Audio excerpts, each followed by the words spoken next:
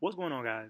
It's Lee Van Dam here, and if you're watching this video, that means that you are running Lands of Plenty to try to get everything that you need for these really tight swords they're giving away, and you're in the middle of Dalnakya Cavern, the Pro difficulty, and we're going to talk about it and give you some tips that I found to make the run easier.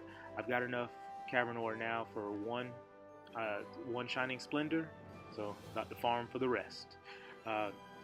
First things first, with party makeup, two things that can help you out a lot is someone with Provoke, so that would be Russell, that would be Warrior of Light, or any tank that you have rank 2 Golem on can have Provoke.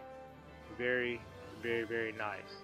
Helps you mitigate the damage of the bosses really, really well. Second, you want to have someone with Full Break, so you want to have Van or Warrior of Light.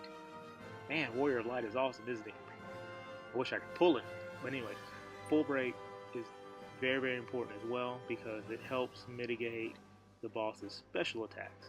You're really not going to have too much trouble with their basic attacks, but their special attacks will wreak havoc on you.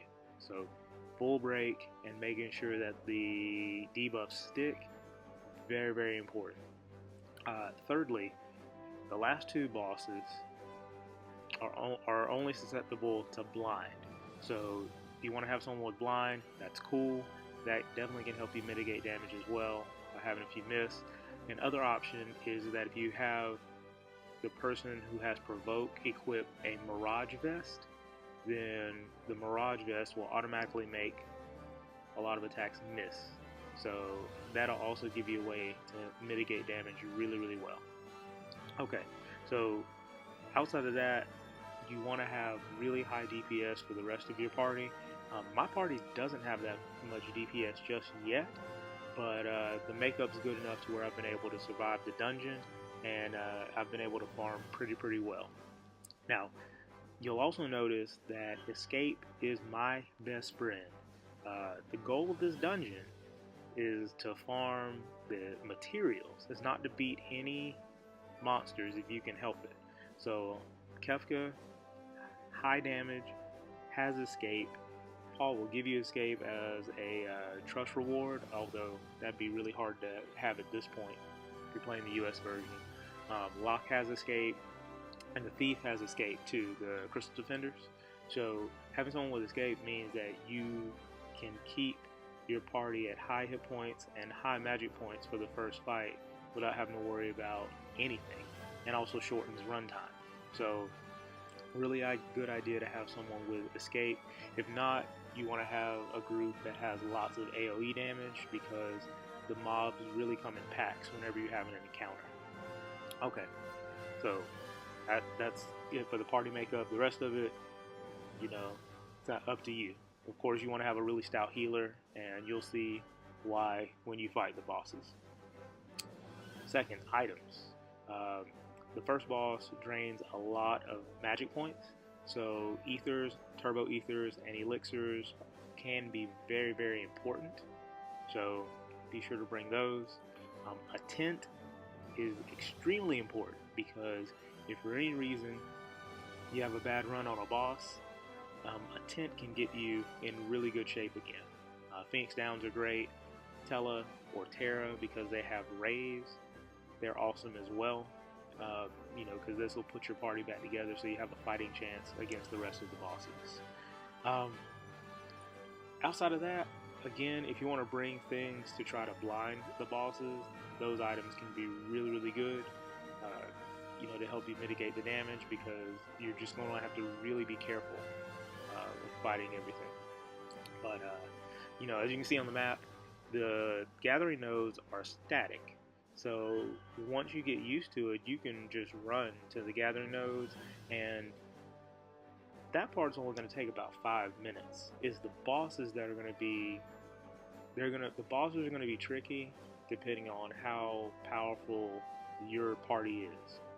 And so my party being mid-tier, it takes me a while to get through the bosses, but I can do it with saving reasonable resources.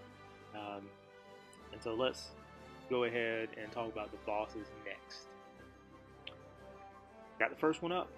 And the first one is a blob, and the big thing about the blob is when you cast any magic, it will use Osmos, and so that will drain magic points from somebody in your group.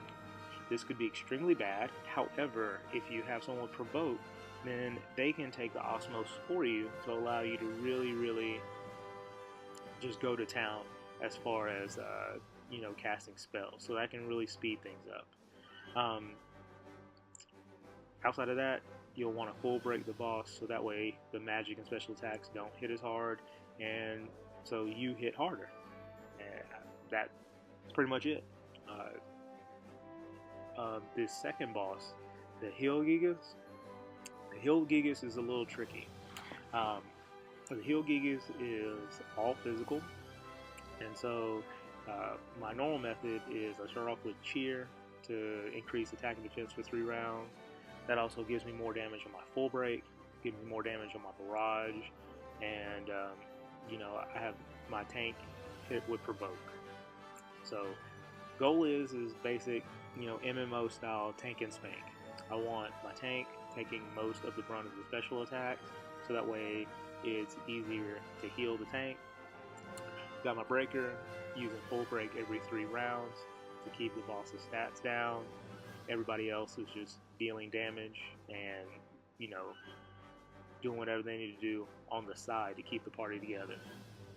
So the premise of the fights doesn't really change, but a couple things that you have to watch out for is on the Hill Gigas, and I believe it's at 25%.